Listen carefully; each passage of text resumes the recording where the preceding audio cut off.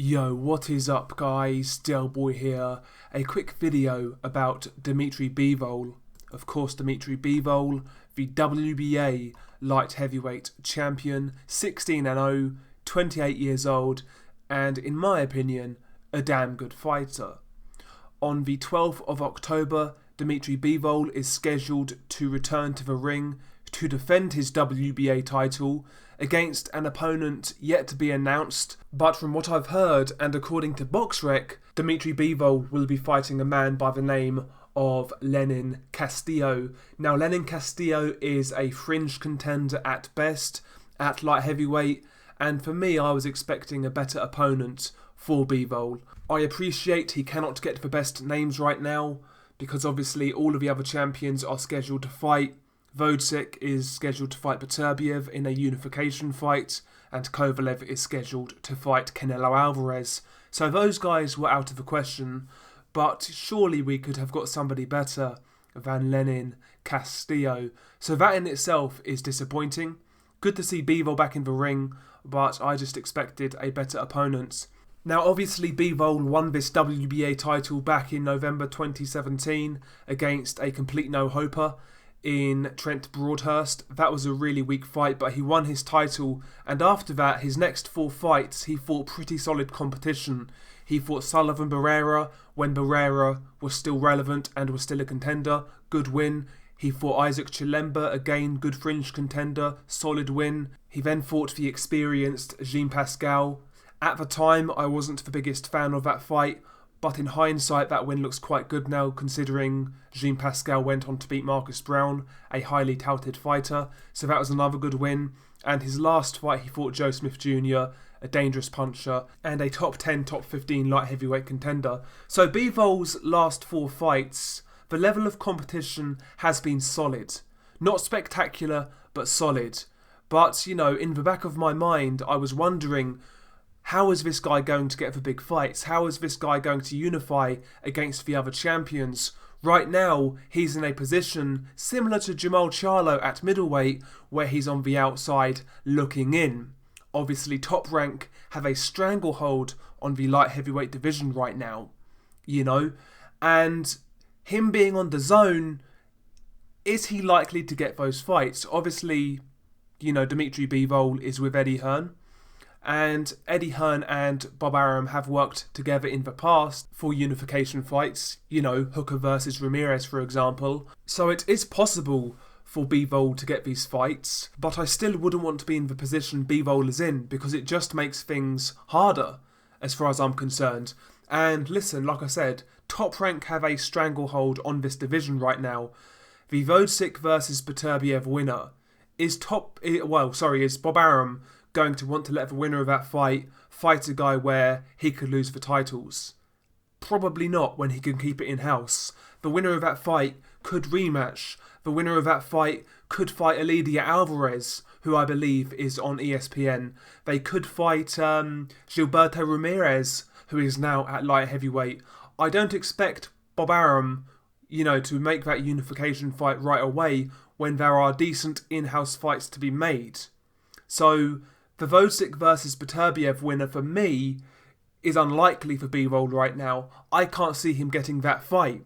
As for Canelo Kovalev, I mean, I personally believe that belt could be out of reach for quite some time. Let's say Kovalev does win, and depending on how he wins, I wouldn't be surprised if there's a rematch clause in that fight. You know, I'm sure Canelo has that option should he lose. You know, it is Canelo after all.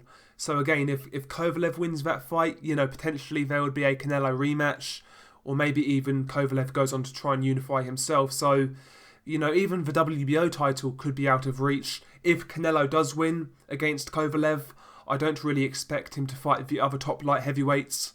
I think his fight with Kovalev is kind of strategic. I think Golden Boy are banking on Kovalev being past it, and I don't really think they would fight other light heavyweights right now. So the WBO title, again, you know, not the most likely right now. Who does that really leave in the division?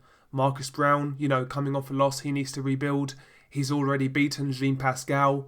You know, there's some decent fringe level guys.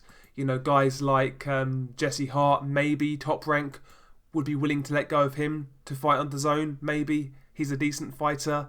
You know, you've got Umar Salamov knocking about. What I'm trying to say is there's not many options for Dmitry Bivol right now, and it's hard to see where he gets these big fights from.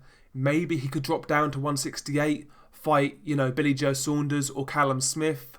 Those guys are obviously with Eddie Hearn and Matchroom. They would be good fights. You know, if he's willing to do that, those are, you know, good options for him. But, you know, other than that, it's looking a bit bleak for Dmitry Bivol right now. Should Dmitry Bivol leave Dazn, leave Eddie Hearn, and try to go over to ESPN? Should he do what Artur Beterbiev did? Because don't forget, Beterbiev was on Dazn for a short space of time before he signed with Top Rank. And obviously now, him signing with Top Rank is obviously a good decision because he's getting that big unification fight, and I'm sure he's being paid well. So, you know, it worked out for Beterbiev, and if Bivol did the same thing, I would expect him to get those big fights, or certainly they would be easier to make. So maybe that is something Dmitry Bivol should consider, you know.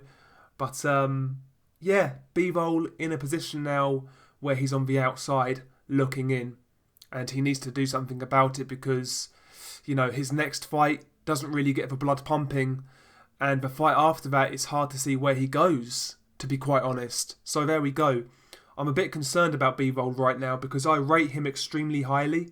I really do. I think he's got the potential to be the best light heavyweight in the world, actually. I think he's a very good boxer. But, you know, you need to go where the opponents are. And maybe Dazn isn't that place. That's what I'm trying to say. Obviously, things can change. Boxing is a constantly changing environment, I guess. So things can change. Options can be, well, they can appear out of nowhere. So, listen, I'm not ruling Bivol out getting these fights, but, you know, right now, to me, he's in a position where they are more unlikely.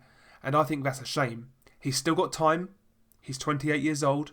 But at the same time, I really want to see him in these big fights. I don't want to see him in mark time fights against no-hopers like Lenin Castillo. I'm not about that. I don't really want to see that shit. So there we go. You know, just my opinion, just my 2 cents. I'm intrigued to hear your thoughts, of course.